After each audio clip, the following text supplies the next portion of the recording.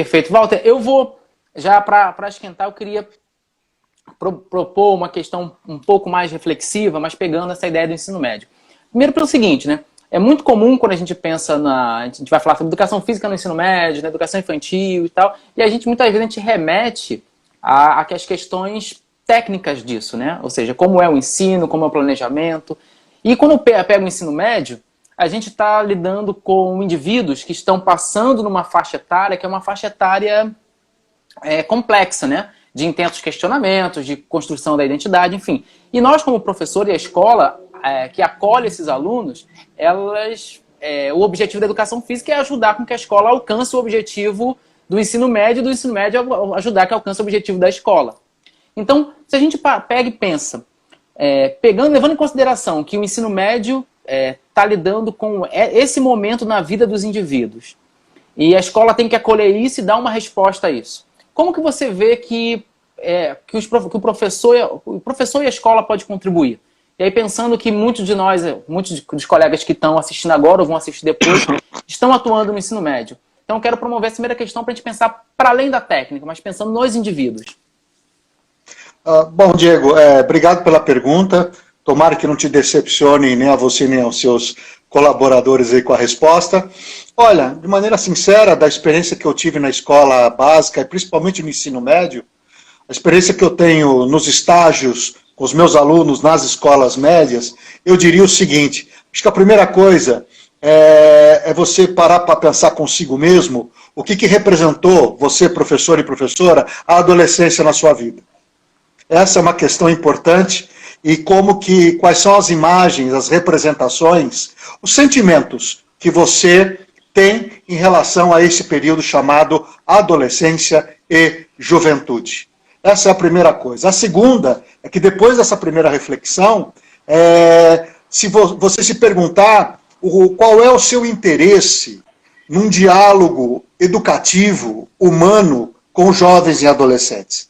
A partir disso, primeiro das suas experiências, e segundo, o seu interesse, eu acho que você tem um bom ponto de partida para fazer algo essencial em qualquer disciplina, componente curricular, qualquer tipo de educação, seja ela formal, escolar, informal, não escolar, que é ter o interesse pela vida dos jovens e adolescentes, e para isso você se coloca numa posição da dialogicidade, ou seja, uma disposição para o diálogo com os adolescentes, para procurar entender um pouco a vida desses adolescentes, mas, sobretudo, sobre os seus dilemas e sobre os seus sonhos.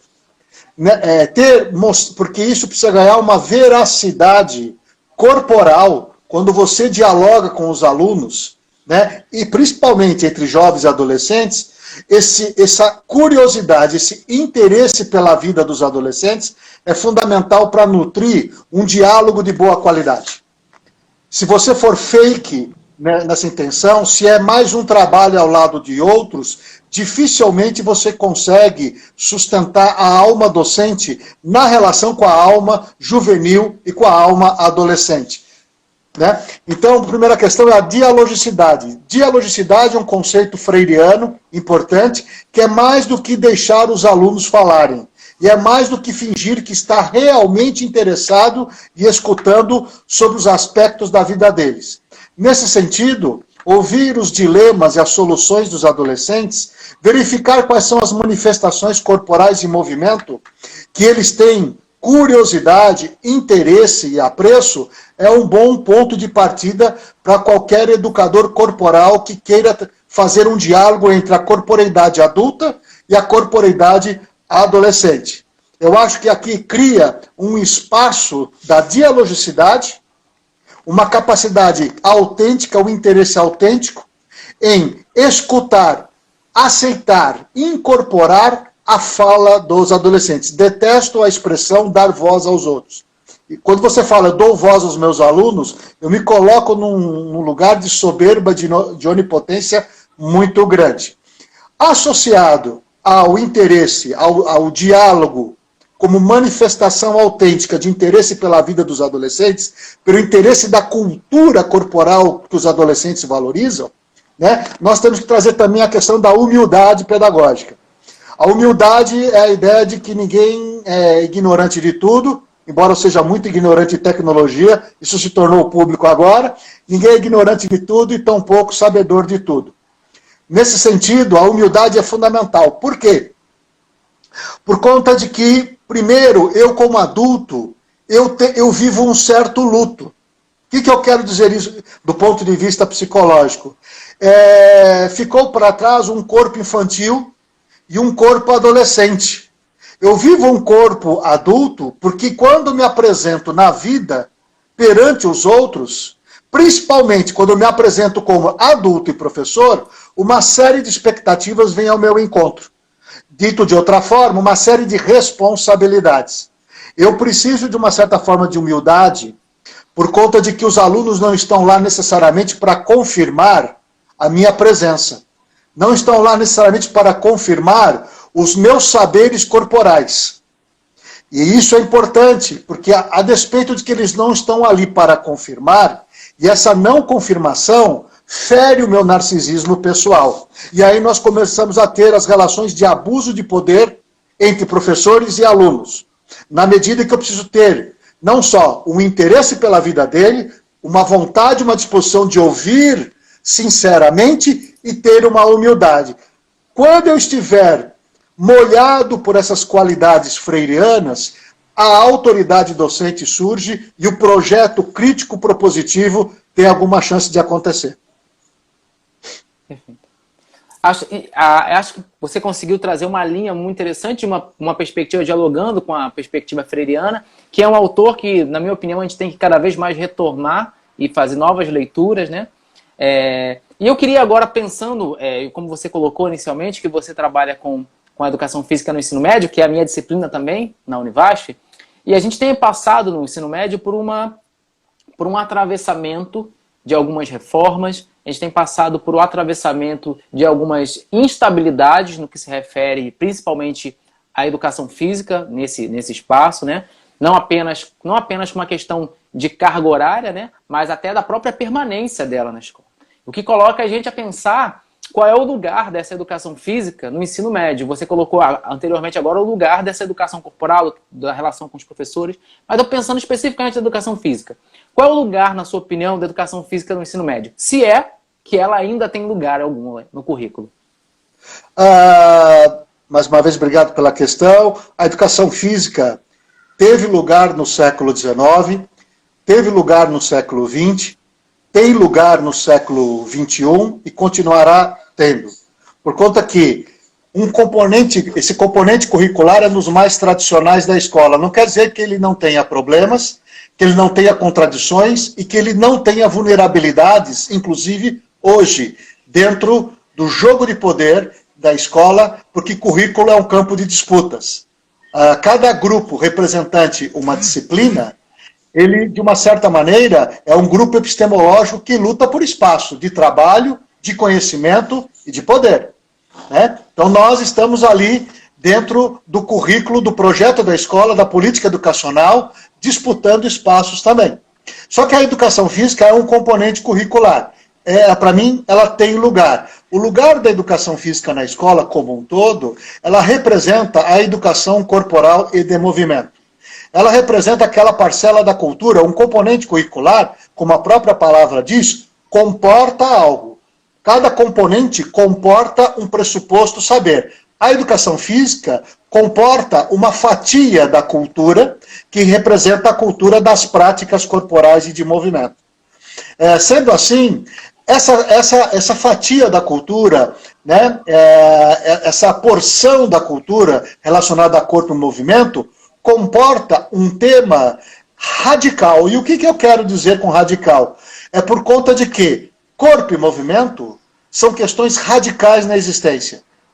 Né? Eu me movimento para me adaptar ao meio, eu me movimento para transformar o meio. Né?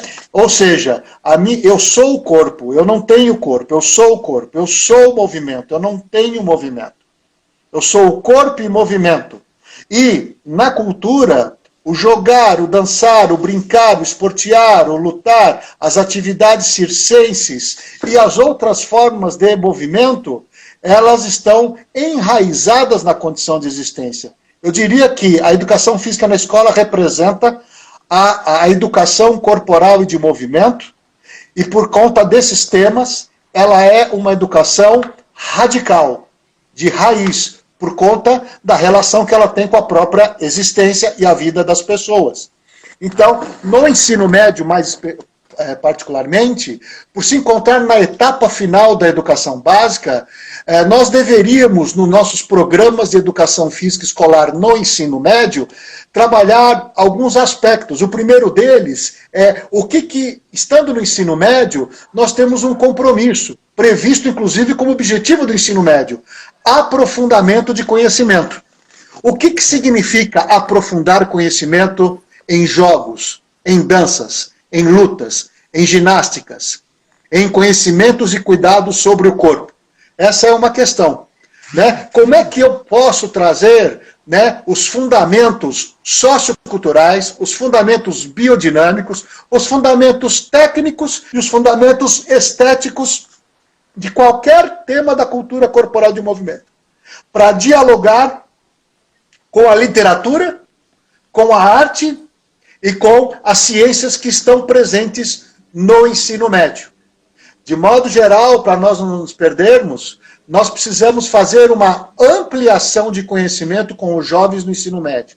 Nós precisamos fazer um diálogo interdisciplinar no ensino médio. Em suma, por conta do adolescente ter experiências de vida, por conta do adolescente ter um corpo em transformação, ele precisa de conhecimento sistematizado para compreender essas transformações.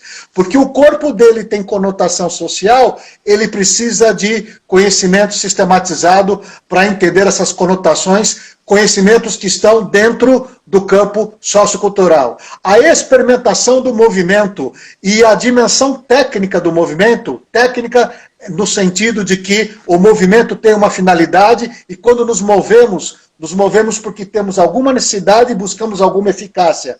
E uma relação absolutamente humana, absolutamente cultural, que é a apreciação estética do movimento.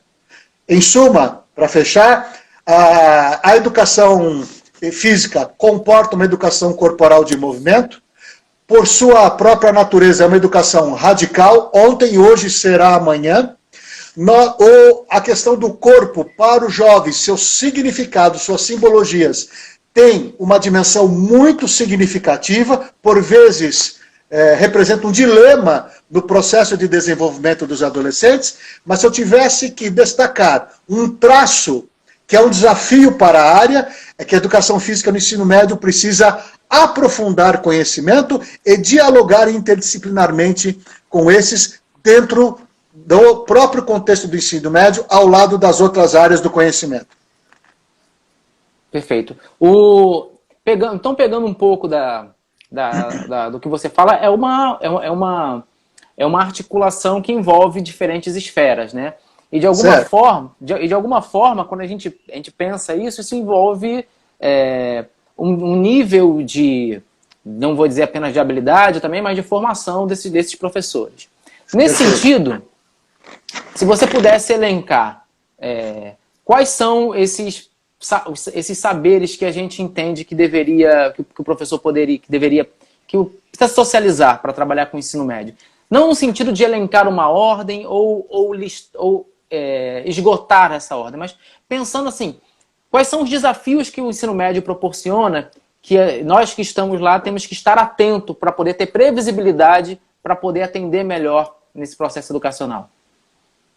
Olha, acho que a primeira coisa que a gente tem que estar atento é para que a gente possa sistematizar conhecimentos relativos à cultura corporal de movimento, das práticas corporais, você ter uma autocrítica e uma autopercepção, uma honestidade intelectual e afetiva sobre os limites do seu conhecimento com cultura corporal e de movimento.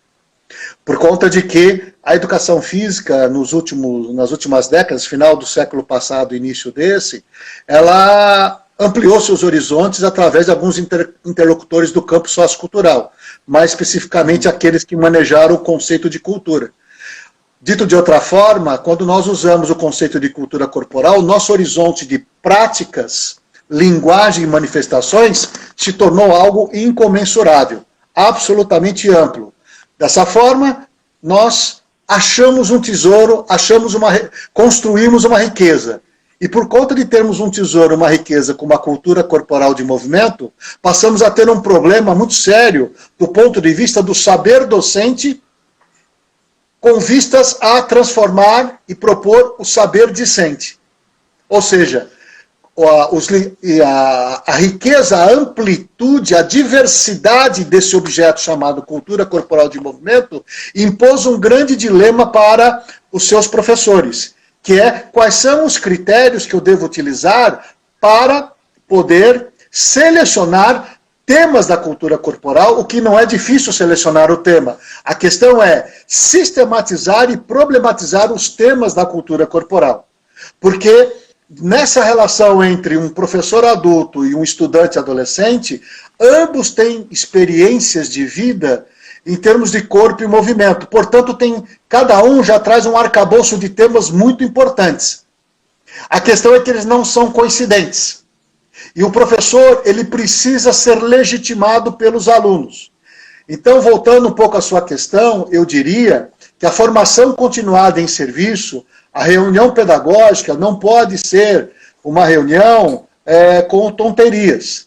Ela precisava se converter num ateliê de ideias pedagógicas, num ateliê de ideias pedagógicas solidárias, em que o coletivo de professores se ajuda mutuamente para poder verificar como que, em serviço, os professores ampliam a sua visão sobre as práticas corporais para poder fazer uma boa sistematização, um bom recorte, uma boa delimitação do seu trabalho na escola. Ou seja, a formação continuada, com vistas a ampliar o saber do professor, é fundamental, né? E nesse sentido, eu diria que diante de qualquer manifestação, que os alunos, por exemplo, numa ideia que eu trabalhei muito, participei de uma live semana passada sobre planejamento participativo na educação escolar, porque minha carreira foi muito marcada por isso, por essa ideia. Talvez eu tenha sido uma das primeiras pessoas que ousou botar no papel uma reflexão. Não fui o único, mas lá atrás, nos anos 90, eu tinha a questão do planejamento participativo no ensino médio como uma estratégia. Nesse sentido, o que eu tive de experiência é que eu precisava fazer uma revisão do meu próprio conhecimento. Mesmo que nós façamos uma estratégia participativa com a construção do currículo com os nossos alunos, em que eles sugerem temas, trazemos os temas da experiência da comunidade local, da cultura adolescente, isso é um passo numa escola que tende a ser autoritária, formal e muitas vezes burocrática e impessoal. Ouvir os alunos e trazer as suas expectativas é muito importante. Só que a partir daí em diante nós temos um desafio. Como que eu agora vou criar momentos, oportunidades em cima dos temas que os alunos elegeram, para que eu possa fazer ampliação de conhecimento. A problematização. Temas que ampliar e problematizar é um tema muito mal compreendido dentro da nossa área. Virou jargão. E eu vejo que é essa hora que eu preciso ver a oportunidade. Como é que eu coloco dentro de um tema, por exemplo, parkour, capoeira de Angola, qualquer que seja outra coisa, jogo de taco, pega-pega, qualquer que seja o tema da cultura corporal, né, maculelê, como é que eu vou aproveitar e eu mesmo vou colocar os conhecimentos biodinâmicos da análise do movimento, porque não tem educação crítica sem os conhecimentos biodinâmicos da fisiologia e da biomecânica, porque isso também amplia o olhar. Agora, qual é o meu conhecimento biodinâmico?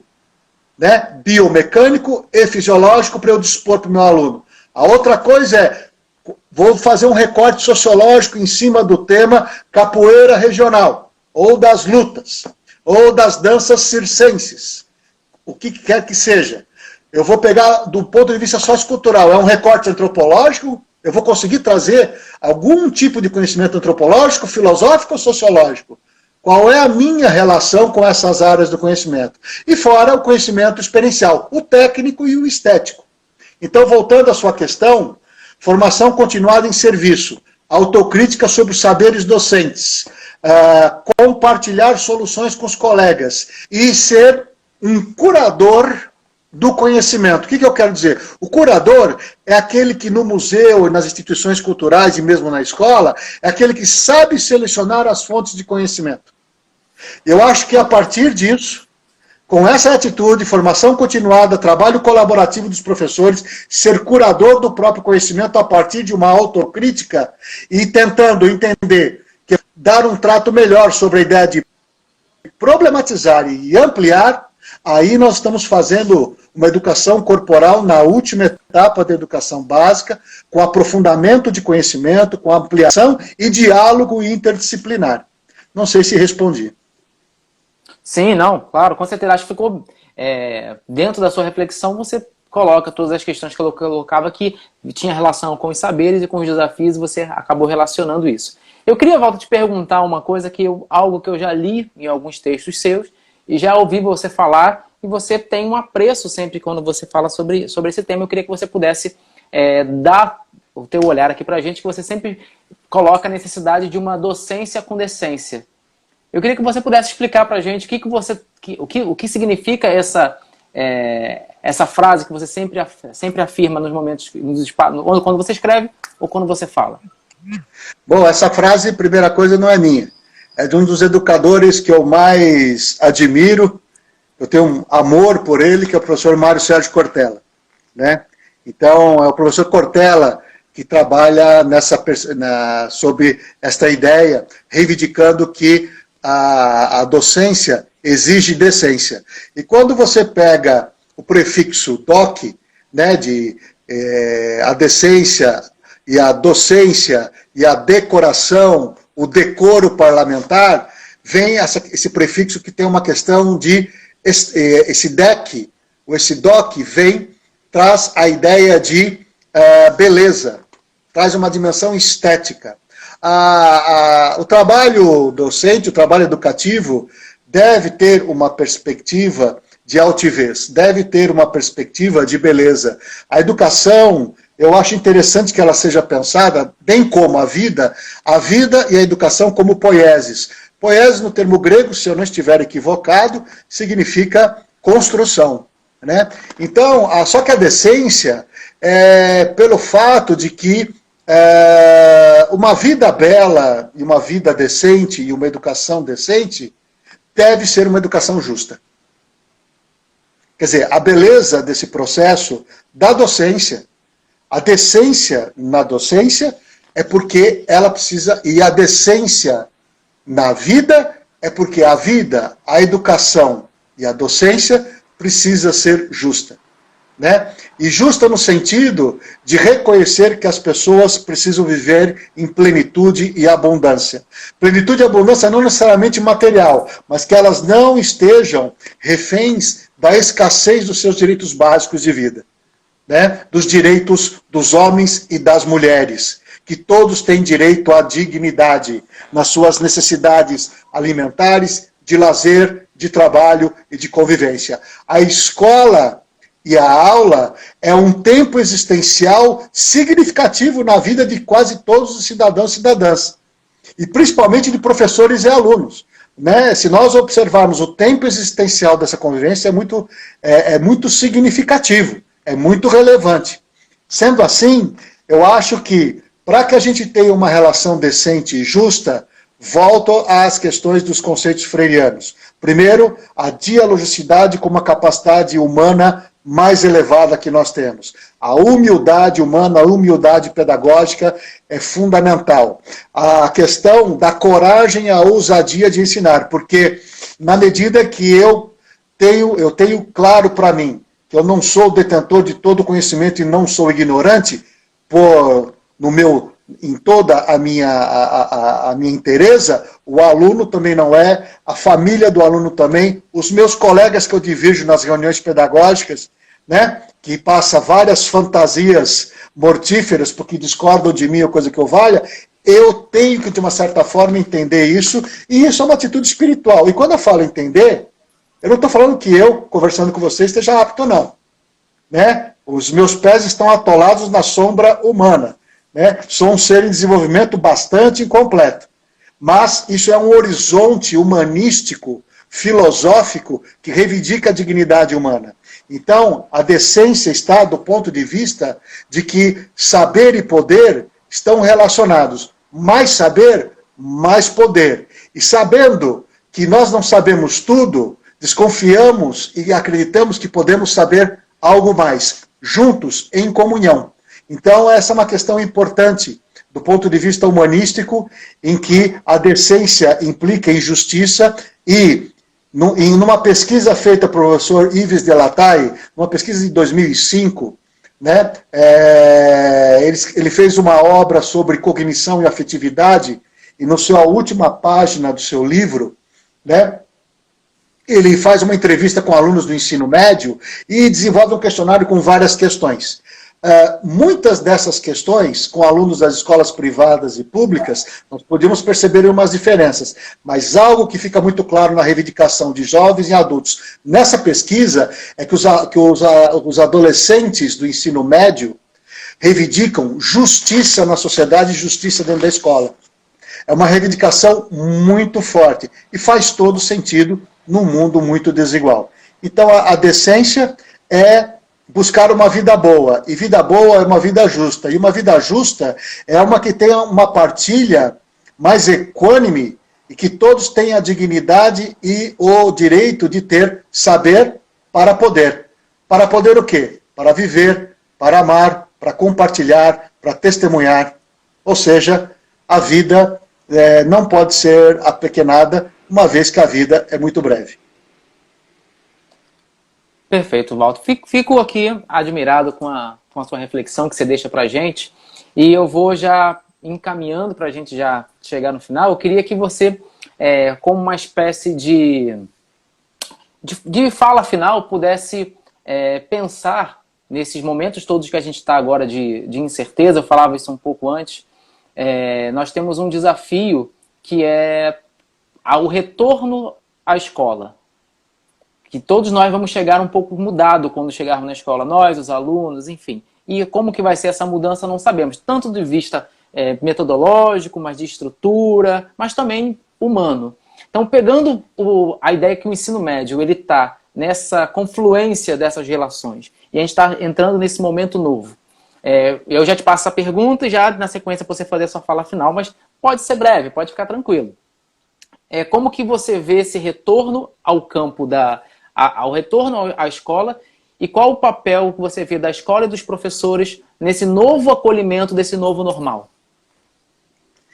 Olha, a primeira coisa é nós nos permitirmos a sentir medo e incerteza. Nós nos darmos o direito de dizer que nós não sabemos como vai ser o amanhã. Essa é uma questão fundamental.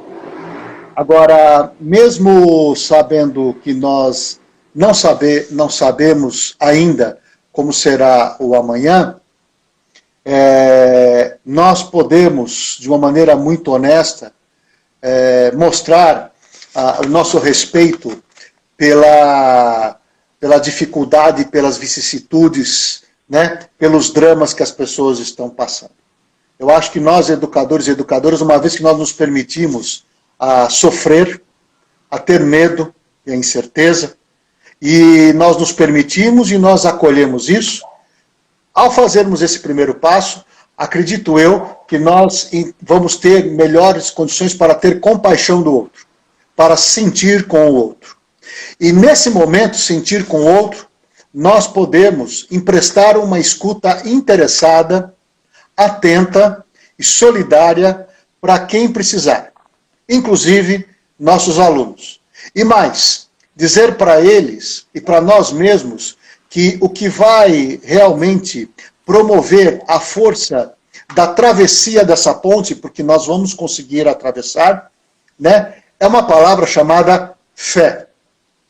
Exatamente, é essa palavra que eu quero dizer, fé. Em que sentido? Vou te dar um exemplo. Quando nós despertamos e abrimos os olhos pela manhã, nós não temos nenhuma garantia, absolutamente nenhuma garantia, que os primeiros passos que nós daremos nos levarão ao crepúsculo do dia. Vivemos absolutamente uma jornada de incerteza. Mesmo assim, fazemos planos, temos sonhos, guardamos ou, eventualmente, expressamos nossos desejos mais recônditos. Todos os dias. A vida toda foi assim. A humanidade sempre caminhou com sapatos pequenos num mundo muito grande. Nós levantamos na alvorada, nos dirigimos ao crepúsculo sem nenhuma garantia, e mesmo assim nós caminhamos com desejo, vontade e confiança. Eu chamaria isso um ato de fé. Eis o mistério da fé. Fé é coisa de humanos e humanas. Compaixão, amorosidade, entenda-se, querer bem ao outro, e fé. De mãos dadas, as coisas ficam melhor.